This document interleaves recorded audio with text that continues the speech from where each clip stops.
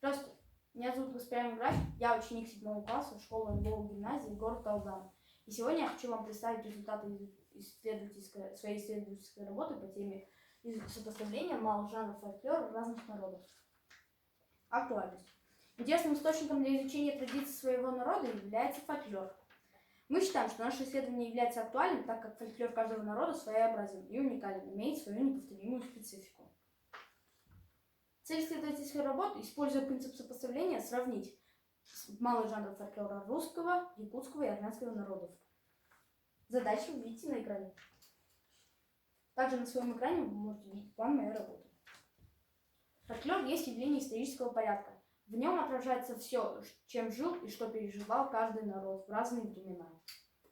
Несомненно, роль собирателей фольклора. В русском народе свой вклад в развитие малых жанров фольклора внесли такие люди, как Иван Михайлович Снегирев и Владимир Иванович Даль. Первую значительную лепту в развитие фольклора малых жанров фольклора внесла Великая Северная экспедиция, которая состояла из таких людей, как Иоганн Гмелин, Якоб Линденау, Степан Прошенинников и Герард Миллер. Еще с 12-13 веков начали собираться и издаваться малые жанры фольклора в армянском народе. Они записывались такими людьми, как Мехитар Гош и Вартан Агикций. Также в 19 веке продолжили свой род такие люди, как Геворг Цырвантян, Саркис Айтуни, Иван Бархадурян и Ерван Лалаян. Мы в своей работе обратились к малым жанрам разных народов фольклора разных народов. Перевод их на разные языки вы можете видеть на своем экране. Пословицы и поговорки якутского, русского и армянского народов схожи по идейной тематике, по идейно-тематическому содержанию и поэтической структуре. Чаще всего пословицы и поговорки представляют из себя сложные предложения, соотнесенные по принципу сочинительной или подчинительной связи. Примеры сочинительной и примеры подчинительной. Однако же у русского и армянского народа я нашел много пословиц, связанных на тему веры. Это объясняется тем, что армянский народ принял христианство в 301 году, а русский народ принял христианство в 988 году.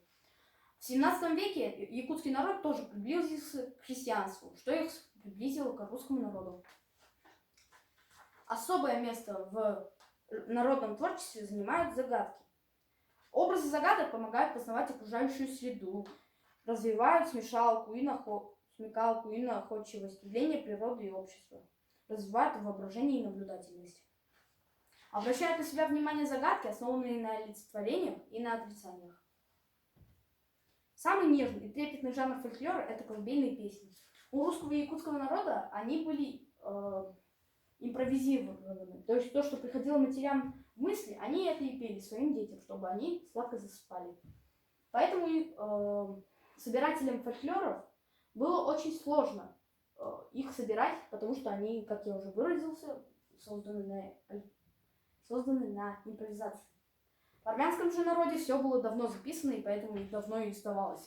Они четко разделены на две группы, для мальчиков и для девочек. На уроках литературы при изучении фольклора я дал своим одноклассникам задание подобрать синонимичный русский вариант к якутским пословицам и к армянским пословицам. Результаты подбора к якутским пословицам вы видите на своем экране. Также на слайде вы можете увидеть результаты подбора синонимичных пословиц русского народа и к армянским пословицам. В результате задания справились практически все мои одноклассники, что и доказывает то, что мои одноклассники знают историю своего народа. Изучение малых форм русского, якутского и армянского фольклора способствует более прочному и сознавательному усвоению национального своеобразия каждой литературы. Таким образом, в итоге проведенной исследовательской работы сформированы следующие выводы. Работа с малыми формами русского, якутского и армянского фольклора способствует повышению эффективности познавательной деятельности и формированию интереса к чтению. В своей работе я пришел к выводу, что исторические судьбы народов, их мировоззрение, художественные традиции определили пути развития устного народного творчества, идейную направленность, его тематику, эстетическое и национальное своеобразие. Произведения фольклора учат глубже и лучше понимать обычаи своего народа, свою родину, формируют уважение к культуре и традициям каждого народа, воспитывают эмоциональную отзывчивость. Спасибо за внимание.